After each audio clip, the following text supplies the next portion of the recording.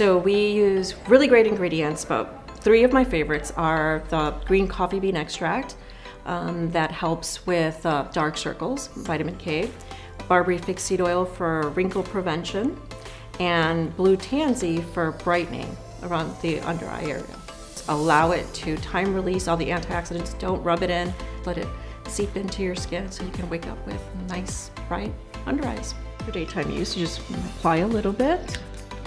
And then with clean hands, of course, you lightly pat under your eye area before you apply your makeup. And for nighttime use, you want to press the roller ball a little bit down, a little bit harder, and just glide it under the eye area. And also here, this is where you get your little laugh lines. And just leave it alone and allow it to seep into your skin and work its magic.